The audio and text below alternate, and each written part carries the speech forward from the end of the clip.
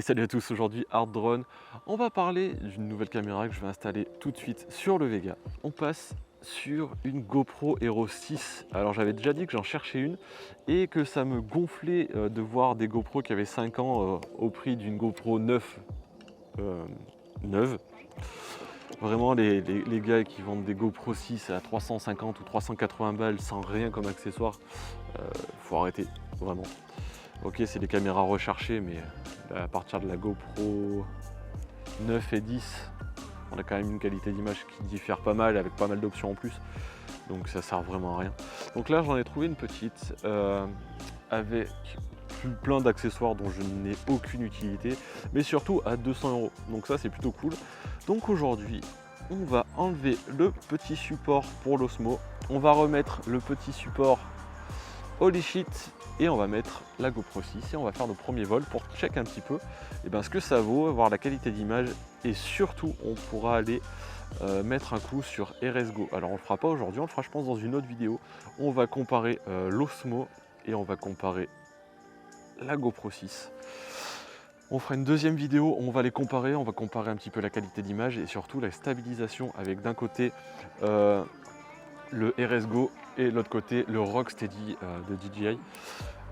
A priori il n'y a pas photo, mais je suis quand même curieux de voir la diff. Donc là je finis le démontage, je mets une lipo dans le drone et on est parti. Let's go. Ok, du coup le Vega FX est setup. Je trouve qu'il a une bonne petite gueule comme ça, il est quand même vachement plus stylé avec la cage Holy Shit ou pas Holy Shit. Holy Shit forcément ça rajoute un truc, mais avec la petite cage comme ça, normalement du coup ça devrait limiter vachement tout ce qui est gelo et tremblement. Donc franchement j'ai un peu hâte de voir ce que ça donne. Écoutez, j'y mets une batterie puis on est parti, let's go. Ok, on est parti, je réallume les lunettes. Du coup on va tester un petit peu cette GoPro 6, voir ce que ça donne. N'hésitez pas à me dire ce que vous en pensez, à voir si vous préférez cette qualité d'image là à celle de l'ASMO. Honnêtement ça m'intéresse de ouf. Ok, tac. Et on va voir aussi par rapport au DVR, parce que franchement j'ai regardé, le DVR est pas forcément si mauvais que ça en vrai. Le DVR est quand même assez bon, franchement. Le pack DJI est quand même assez cool. Franchement la cam elle a quand même une assez bonne définition. J'ai quelques soucis de retour quand je me rapproche de moi. Alors je suis désolé, je bug un peu, mais j'ai encore un peu de mal à parler et à piloter en même temps. Tac tac tac. Hop, donc voilà ce que ça peut donner. Vous le voyez, moi pas encore. Je vais avoir la surprise dans pas longtemps. Au niveau... Attends, t'énerve pas Michel.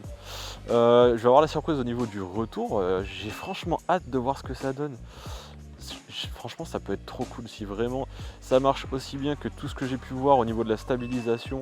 C'est pour ça que je vois là un peu énervé, je mets un peu des à-coups, parce que on va faire une petite vidéo comparative comme je le disais tout à l'heure, et ça me saoule un peu de voir les mecs qui pilotent de ouf et de voir que ouais t'as vu c'est vachement stable. Ouais mais gros, enfin franchement tu pilotes déjà tellement bien qu'il n'y a pas d'à-coups en fait.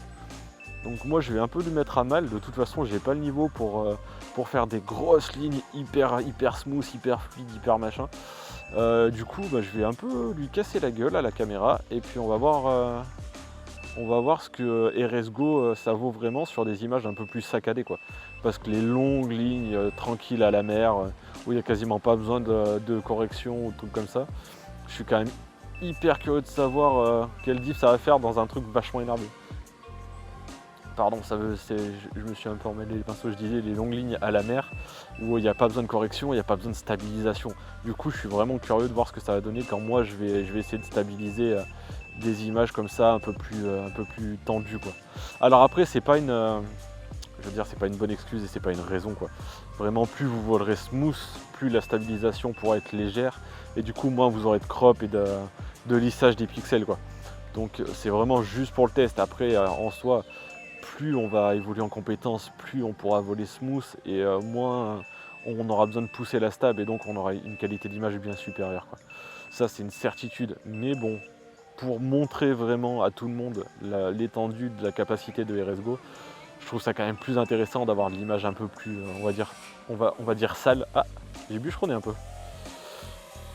Que vraiment des trucs ultra propres de base quoi. Hop. Alors je suis à 500. Tac tac tac.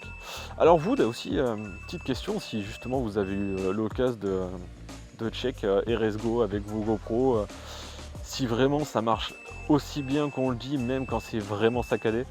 Je suis désolé, le bip c'est insupportable. Ou si vraiment quand c'est trop complexe, vraiment il massacre l'image. J'ai pas encore testé moi-même, donc on va voir ça.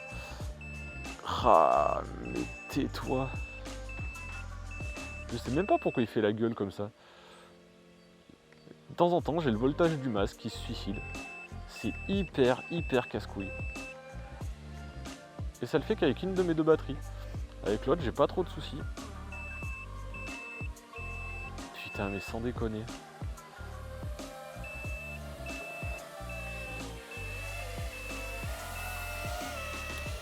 Tac. Hop là, hop là.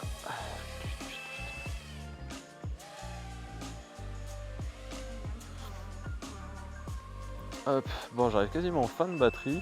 Je pense qu'on a de quoi faire. Alors du coup pour les réglages de la cam, j'ai mis ISO auto parce qu'il y a trop de contraste. Il y a des endroits très éclairés et d'autres pas du tout. Du coup j'ai eu peur que ça soit un peu dégueu. Du coup vu que j'étais en 24, j'ai dû me mettre en 96 en shutter. J'ai eu la flemme, du coup j'ai laissé une white balance. Je vais pas gratter plus que ça. Donc peut-être que la balance des blancs sera un peu dégueu, je suis désolé d'avance. Et puis voilà. Tac tac tac. Hop là. Bon allez, on est quasiment à 1000, on va rentrer tranquillou.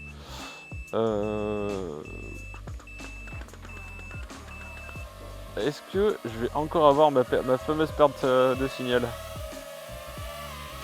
Non. Hop. Et voilà, j'ai complètement foiré ma piste d'atterrissage. Je suis complètement à côté, mais c'est pas grave. Je coupe la GoPro. Tac. Ok. Du coup, sur le pilotage, bah écoutez, ça change pas grand chose en vrai. Je pense pas que ça ait changé grand chose en termes d'équilibre ou autre. La GoPro m'a l'air un tout petit peu peut-être plus lourde et je suis même pas sûr. C'est peut-être juste une impression avec la cage.